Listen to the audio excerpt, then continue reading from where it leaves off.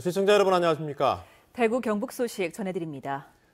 국회 국토교통위원회가 오늘 경북도청에서 경상북도를 상대로 국정감사를 벌였습니다. 이 도청이 이전한 뒤 처음 열린 국감입니다. 경북개발공사의 배당금 잔치를 비롯해 대구공항 통합 이전과 SOC 예산 삭감 등이 도마에 올랐습니다. 한태현 기자가 보도합니다. TK 패싱이라는 논란이 제기된 경북도 국비 예산과 관련한 의원들의 질의가 쏟아졌습니다. 신규 사업 같은 경우에는 내년도에 경북은 한 건도 없습니다. 경북이 왜 이렇게 SOC 예산이 적어진 것인지, 경북이 잘못한 것인지, 정부가 잘못한 것인지 20% 정도 예산이 되도록 국회에서 꼭 좀 올려주시기 바랍니다. 더불어민주당 박재호 의원은 경상북도가 경북개발공사에게 받은 배당금 550억 원을 문제 삼았습니다.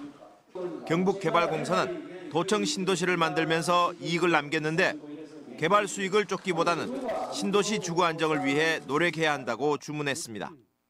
1단계 사업 종료 시점부터 인센티브액이 늘어난 것을 알 수 있죠. 많은 애는 직원 1인당 1,000만 원, 적게는 평균 500만 원 정도의 인센티브를 받았습니다.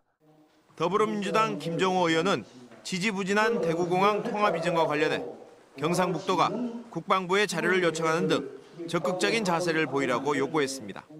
공항시설법상 장애물 검토 대상 그리고 절취량 그거를 절취하게 된다면 소요 예산 절취비 비용이 되겠습니다.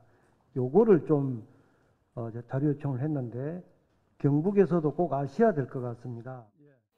바른미래당 이혜훈 의원과 자유한국당 김상훈 의원 역시 대구공항 통합 이전이 차질 없이 진행되도록 경상북도와 대구시가 상생 공조해 줄 것을 주문했습니다. 도청 이전 이후 처음으로 열린 경상북도 국정감사는 오는 25일 국회 행정안전위 주관으로 한 차례 더 열립니다. MBC 뉴스 한태현입니다. 대구시가 컬러풀 대구 페스티벌 예산을 허술하게 집행하고 있다고 어제 전해드렸는데요. 이 과정에서 석연찮은 거래가 드러났는데 대구시가 법령조차 어기면서 이 돈을 더 지급한 정황이 포착됐습니다. 윤영균 기자가 보도합니다. 지난 2016년 컬러풀 대구 페스티벌 용역 계약서입니다. 발주처는 조달청, 계약 상대자는 모 언론사와 대행업체입니다. 이 언론사와 대행업체는 51대 49의 지분율로 조달청 입찰을 통해 5억 7천만 원짜리 용역 서비스를 공동 계약한 겁니다. 대구시는 지금까지 조달청 입찰로 대행사를 선정한 만큼 투명하게 진행됐다고 설명해 왔습니다. 대행사 선정은 지방자치단체를 당사자로 하는 계약에 관한 법률에 따라서 이루어집니다. 그래서 이거는 조달청에 우리가 조달 발주를 한 겁니다. 그런데 이 계약 이후 3억 4천만 원 규모의 추가 계약이 이루어집니다. 대구문화방송이 추가 계약서를 분석해 봤더니 이상한 점이 한둘이 아닙니다. 조달청 문서와 비슷하게 생겼지만 발주처는 조달청이 아닌 대구문화재단입니다. 계약 상대자는 언론사가 빠진 대행업체만 있습니다. 계약 번호 역시 00으로 시작돼야 하지만 201604로 시작되고 계약 일자도 나와 있지 않습니다. 저희 계약에 2016으로 안 나갑니다. 여기는 00으로 나갑니다. 누가 처음이. 현행 법령에 따르면 공동계약 내용을 바꾸려면 조달청에 변경 신청을 하고 승인을 받아야 합니다. 하지만 이 계약은 조달청 문서 양식만 사용한 사실상 수의 계약으로 보입니다. 결국 조달청 계약이 아니라 수의 계약을 통해 5억 7천만 원이던 대행사 용역비는 9억 1천만 원으로 2배 가까이 늘어났습니다. 저희는 수정계약 해준 사실이 없거든요. 연락 온 적도 없고요. 그거는 할 수 있는 사항이 아닌 거지. 계약 주체가 일단 조달청이 왜 조달청이 계약 주체가 되었으니까 여기서 해야 되는 겁니다. 직접 하시면 안 되는 겁니다.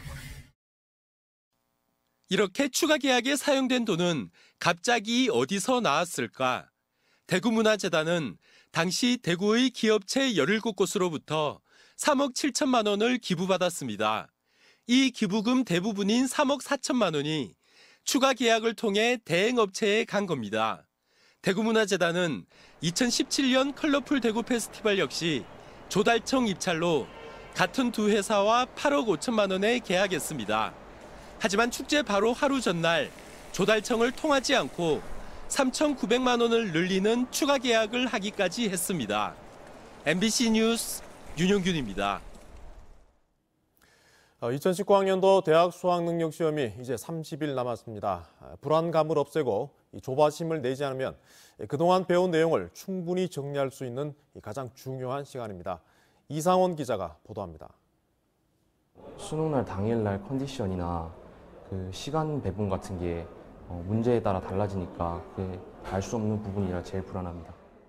남은 기간 일주일에 한 번 정도는 전 과목이 들어있는 모의고사를 실전처럼 풀어보는 연습이 필요합니다. 점수를 높이려 노력하기보다 주어진 시간 안에 효과적으로 문제를 푸는 훈련은 불안감을 줄이고 자신감을 높이는 데 도움이 됩니다. 자신의 점수대가 어디인지 냉철하게 파악한 뒤 취약한 부분과 오답 노트를 중점적으로 정리합니다. 중위권은 틀렸거나 틀리기 쉬운 문제를 통해 자신의 약점을 보완해 나가야 하며 하위권은 틀렸던 문제에 있어 기본 개념을 정확하게 이해하고 점수가 올라갈 가능성이 많은 과목을 집중할 필요가 있겠습니다. 가장 중요한 것은 시험 당일 최상의 컨디션을 가질 수 있도록 하는 건강관리. 무리한 공부는 역효과를 내기 십상입니다. 지금부터 너무 늦은 시간까지 공부하는 것은 집중을 요하는 수능시험에 좀 무리가 될 수 있고 좋지 않은 결과를 얻을 수 있을 겁니다. 그래서 최소 5시간 이상 숙면을 취하고 공부할 분량은 많고 시간이 없다는 불안함과 초조함은 위험한 적이 될 수 있습니다. 수능시험 성공을 위한 진짜 준비는 지금부터입니다. MBC 뉴스 이상원입니다. 민중당 대구시당은 오늘 기자회견을 열고 삼성노조 파괴 공작과 관련한 권혁태 대구고용 노동청장에 대해 검찰이 늑장 수사를 하고 있다며 신속한 대응을 촉구했습니다. 민중당은 점거 농성이 6일째 이어지고 있지만 권 청장이 사퇴를 거부하고 있는 데는 검찰의 책임도 있다며 엄정하게 수사라고 요구했습니다. 한편 노동청장실 점거농성단은 내일부터 무기한 단식 농성에 들어가는 등 투쟁 수위를 높이겠다고 밝혔습니다. 배지숙 대구시의회 의장이 논문 표절 사태를 사과하는 수준에서 끝내려 하고 있습니다. 한국당 소속 시의원들은 윤리위원회를 여는 것조차 미온적인 태도를 보이고 있는데요.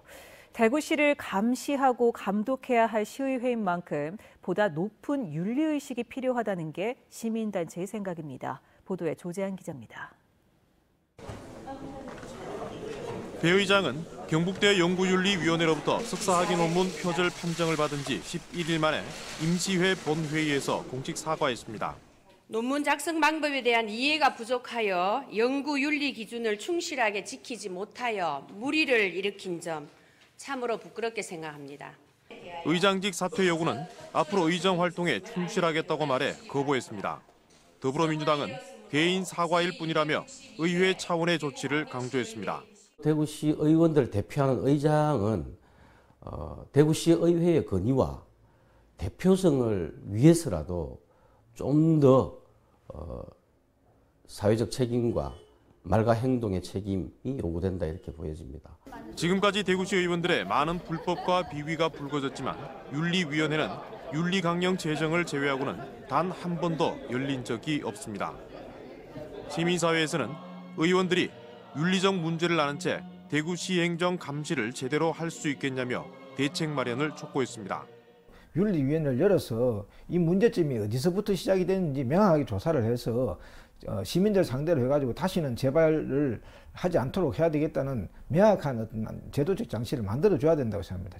8대 대구시의회 출범 석 달 만에 불거진 의장의 논문 표절 사태에 대해 반성과 함께 방지책을 내놓으라는 시민사회 요구가 커지고 있습니다.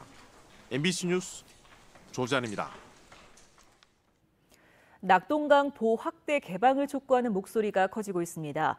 낙동강 보 개방과 자연성 회복을 위한 대구 대책위는 대구시청 앞에서 공식 출범식을 갖고 보 개방을 방해하는 정치 세력과 왜곡된 여론 조장에 강력히 대응하겠다고 밝혔습니다. 이들은 4대강 제자연화에 소극적인 대구시와 경상북도를 규탄한다며 영남인 식수원 안전에 적극적으로 나서라고 촉구했습니다. 기자회견에는 전국 농민회총연맹, 경북도연맹 등 농어민 단체도 나와 일부 농민단체가 제기한 보개방 반대 논리를 반박하고 개방 필요성을 알렸습니다. 20년 전 발생한 대구 여대생 성폭행 사망 사건의 범인으로 지목됐지만 국내 법원에서 무죄를 확정받은 스리랑카인이 자신의 본국에서 죗값을 치르게 될 전망입니다. 법무부는 스리랑카 검찰이 한국의 요청에 따라 지난 12일 성폭행 사망 사건 용의자 K씨를 스리랑카 콜롬보 고등법원에 성추행 혐의로 기소했다고 밝혔습니다. 법무부는 강간죄 기소를 요청했지만 스리랑카 검찰은 K씨의 유전자가 피해자의 몸이 아닌 속옷에서 발견됐고 성폭행을 입증할 추가 증거가 없다는 이유로 성추행죄를 적용했다고 덧붙였습니다. K씨는 1998년 대학 축제를 마치고 귀가하던 대학생 정모양을 구마고속도로 아래 굴다리로 데려가 성폭행하고 금품을 빼앗은 혐의로 기소됐지만 무죄를 받았습니다.